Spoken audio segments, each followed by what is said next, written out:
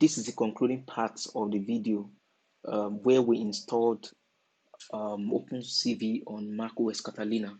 So this time around, we want to test our installation. We want to be sure that the opencv library we installed will actually work. So I found this example on repython.com, though I made a very simple modification somewhere, but let's just see how this works. So the first line is where we import the opencv CV library. Then the second line is where we specify the image you want to analyze, the image that contains spaces we want to look for. So we pass this particular XML file. So the way opencv works is that the classifier makes use of an XML file to detect objects. So it uses cascading.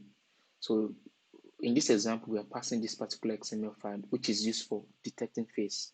If you want to detect other parts of the human body, then you have to change the file that is being passed here. So we pass the file to the classifier here, then we created an instance which is called face cascade. So here we converted our image to grayscale. That is where opencv works. Then this is where the classifier takes action. So for the classifier to work, we initialize some of its parameters. So the first is specifying the grayscale, the image we initially created here. Then the scale factor specifies the size of the image. So for faces that are tiny, the scale factor can help us to resize the image so that the classifier can detect them. So this value varies, it's not fixed.